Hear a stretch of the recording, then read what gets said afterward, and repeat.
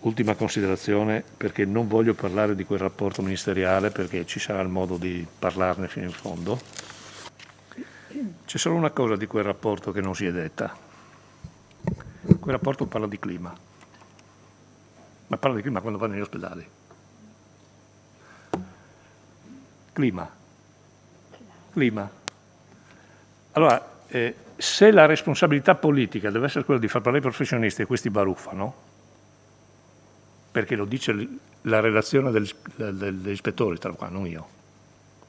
Ecco, io credo che ognuno di noi però abbia la quota a parte da dedicare a questo. Quindi il tema del clima non è un tema, credo, banale.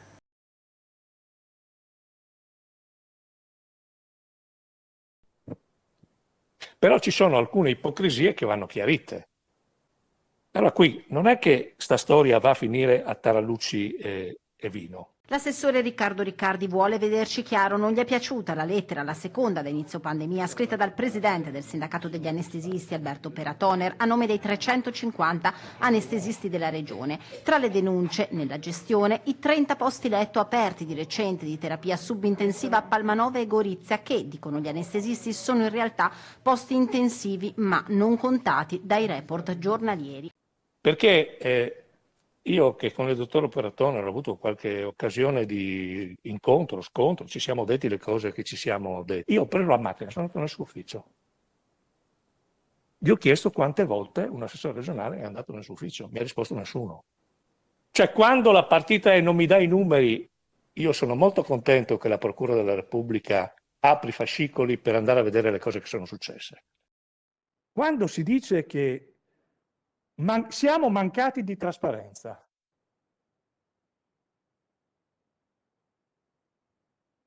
quando si insinua il sospetto che abbiamo taroccato i dati, noi siamo stati accusati nella descrizione del nostro sistema di schizofrenia. Io in tutto questo anno e mezzo ho cercato di proteggere il sistema.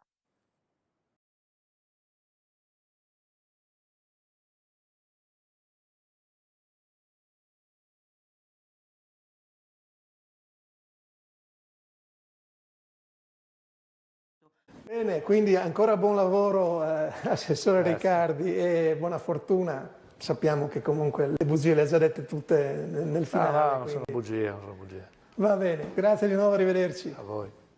Quando io vedo un dirigente e non vedo i politici, ho sempre qualche sensazione, perché io avevo chiesto a Riccardi di collegarsi, che è il vicepresidente della Regione Friuli, e trovo lei. Ora, a me va bene tutto, però siccome c'è una variante importante politica, ecco, per carità, non se la prenda se io mi arrabbio con lei. Quante mascherine sono state sequestrate nella sua regione? Dunque, a fronte di una fornitura di circa 21 milioni di mascherine del 2020, a gennaio la Guardia di Finanza di Gorizia, come lei ha citato, ha sequestrato circa 1,5 milioni di mascherine. Si può dire che non erano buone? Che non erano a norma? Non erano a norma.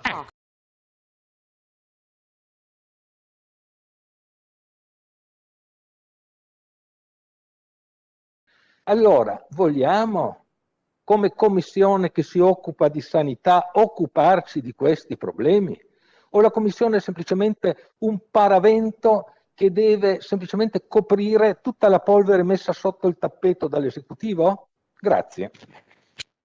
Quando si accusa la giunta regionale di mettere sotto il tappeto le cose, si fa un'affermazione grave. Quasi una persona su 10 morta per Covid in Italia è deceduta in Friuli Venezia Giulia. Il 10% è una percentuale molto alta se si pensa che la nostra regione ha appena il 2% della popolazione nazionale. Come tasso di letalità del virus, ovvero i decessi sul totale dei soggetti ammalati, siamo al 5° posto in Italia, ben oltre la media nazionale. Sorprende anche il dato sulla mortalità per milione di abitanti. La media regionale dell'ultima settimana è tripla rispetto a quella del resto del paese. Quella di Trieste è addirittura 8 volte quella nazionale. A Udine invece è in linea con il dato italiano. Il Friuli Venezia Giulia è stata la regione che ha subito l'eccesso di mortalità più alto nel primo trimestre del 2021, anche se i dati su marzo rappresentano ancora una stima. L'elaborazione a cura del fisico Francesco Lucchetta prende in considerazione le ultime pubblicazioni di Istat. E le garantisco che lo stesso numero si può dire in maniera tre volte diversa in funzione da che parte lo leggi e come le interpreti. Io non credo che qui nessuno racconti storie diverse dalla verità, questa è la mia opinione e su questo continuo ad essere convinto. Buonasera dal TG del Friuli Venezia Giulia. Dunque la nostra regione resta quella con la più alta incidenza di positivi al Covid, addirittura il doppio della media nazionale. A Trieste gli operatori sanitari contagiati superano il 30% del totale degli infetti, il triplo della media italiana, una fiammata a cui hanno contribuito le case di riposo.